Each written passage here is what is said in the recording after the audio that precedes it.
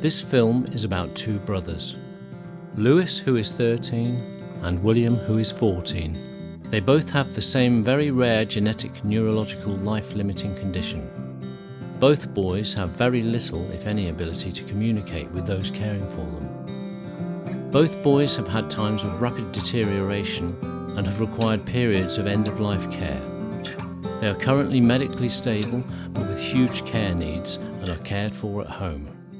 The boys that are in question are called William and Lewis, and we agreed to commission a very large care package for them to meet their healthcare needs.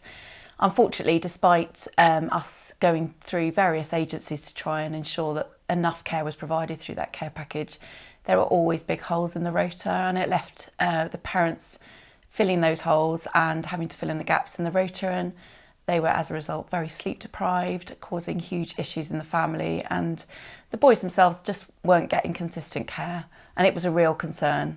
We found ourselves in a situation where we've got to breaking points to, sleep deprivation is really, really high on the list of what we were facing, and also just our own general health was deteriorating. We were facing depression, anxiety. It just got to the stage where our mental health was suffering. Let's say our other children weren't getting our attention. I was having issues as well around struggling with it, with trying to manage everything that other people couldn't do, and things that I physically couldn't do anything about either, and I couldn't cope with that. To the point where we actually said, we're in a bad situation, something's got to change. With all the professionals around us trying to support us and help us, it was just thinking, what else could we do? We had to think outside the box, and we decided that actually a personal health budget we would try. We said, what could be any worse? We gave them as much support as we could, and we put in some training and for the carers, and made sure that they were up to speed from a competency perspective. There was an awful lot of shadowing of other care staff that already knew the boys to be done.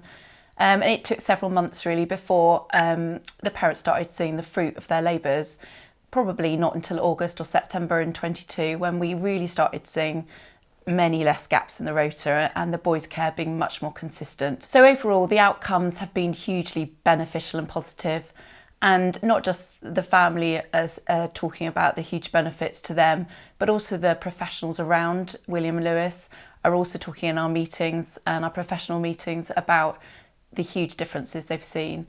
And those outcomes are quite varied. There's been big outcomes, real positive benefits to the boys themselves. They've got the consistent care in place. They have familiar carers nights and days, where they have the same people who've got familiar with their nuances and the little ways they like their care to be done. And as a result, actually, we've seen many less chest exacerbations in them than we'd seen before, many less sort of real concerning sort of phases where their health has deteriorated. They've been very stable over the last 6 to 12 months. So they're benefits for the boys, but for the family themselves, we've seen a huge change in that both mum and dad are getting enough sleep now on the whole. They're managing to actually think about what they need as a family rather than just existing. The quality of life has really improved. They've managed to even get away for a night. And for the siblings that are also involved in the family, that's been quite important to them, that they've almost regain their family life a little bit. I think it's been a great sort of improvement from where we were, and the toll on them seems to have lessened considerably. We've employed carers. We've specifically chosen people that are committed and really want to be here. They're in one place, so they're not going around to different houses. They're here all the time, so they get to know the boys really, really well. And then it's consistent. So we've had consistent care. The boys have had their consistent care, and the people that they get to know, the boys get to know them.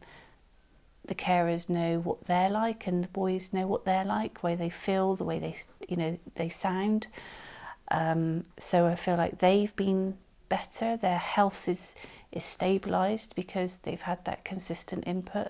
We know the boys so well, we all pick up on the smallest things that might indicate things are not going according to plan. For the family, it's allowed them to go out and do their own thing. Our mental and physical well-being is in a lot better state now. We've had time to recuperate.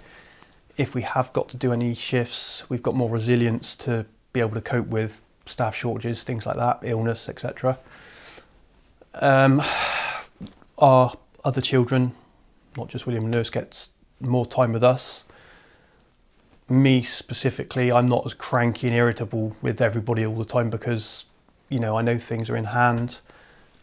Me and my wife see more of each other, so that's obviously, you know, better communication, things going on there.